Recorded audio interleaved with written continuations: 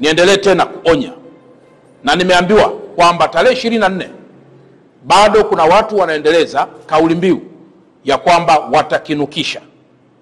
Naomba niwape rai ndugu waandishi wa habari ya kwamba naamini statement ya kukinukisha haiwezi kutokea kama haupo tayari kunuka. Statement ya kukinukisha haiwezi kutokea hata kidogo kama haupo tayari kunuka. Naomba niendelee kuonya baadhi ya Watanzania wachache ambao wamealikwa au kuja katika mkoa wa Dar es Salaam, na ambao wachache wamekwisha anza kufika na kulala kwenye baadhi ya mahoteli.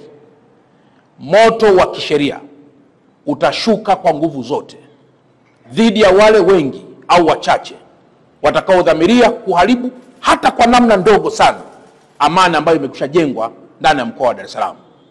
Tumesema kutoka sasa na kuendelea, mikono yetu inawasha sana katika kuhakikisha amani hii haivurugwi hata kidogo. Jambo jingine ambalo pia nalitupa kwa Waislamu ni lile ambalo limeguswa katika risala na likaguswa pia na waliotangulia kabla ya katibu mkuu. Jambo la amani. Jambo la amani, hata mtu kama atakasirika kwamba tunasema sana, hatutaacha kuwa tunasema swala la amani, kwa sababu ni swala muhimu sana. Amani sio kitu cha kuchezea. Amani ni kitu ambacho kinahitaji kutunzwa. Na ikiwa nyinyi mwahisi kwamba mmejaliwa na Mungu mko katika amani, si mpaka muitunze? Kama hamuitunzi, amani itachafuka. Mara nyingi ilikuwa nikitoa mfano kwamba amani ni sawa na yai. Ukilishika ulishike kwa uangalifu mkubwa. Likikuponyoka likaanguka lile yai, litavunjika na huwezi kulizoa.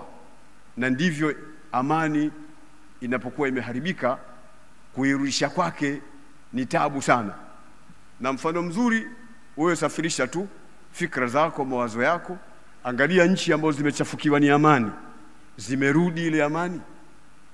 Na hata zile ambazo tayari sasa kumeanza kutulia, mnaona bado wako katika raha.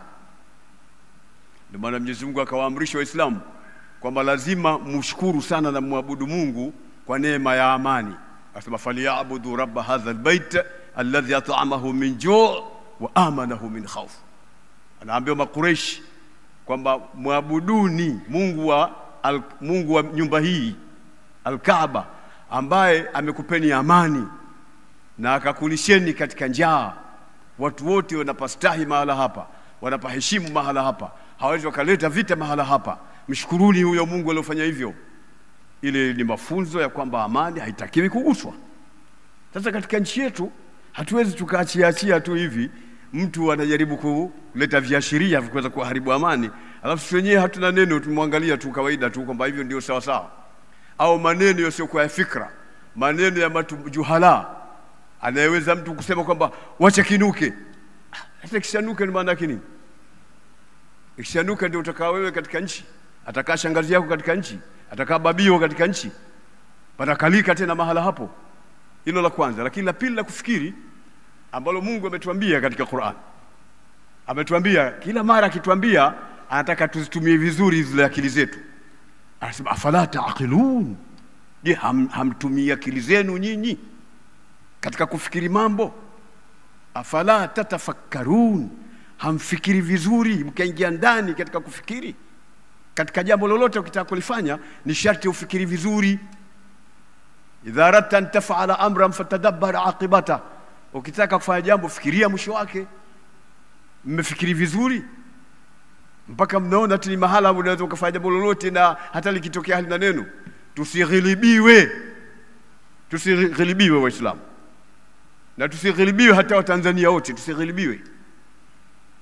Lazima tufikiri, mtu tumuassess yule mtu kwamba anatuambia nini itatokea, faida yake ni ipi, tutakuwa katika hali gani baada ya kumfuata mtu huyo.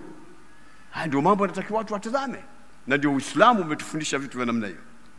Nitaka kidogo nipasemee hapa, nitupe maneno haya kwa Waislamu na Watanzania ili tuelewe kwamba Mwenyezi Mungu ametujalia neema ya amani katika nchi, lakini lazima tuelewe tumezungukwa, alafu tuko tuko center.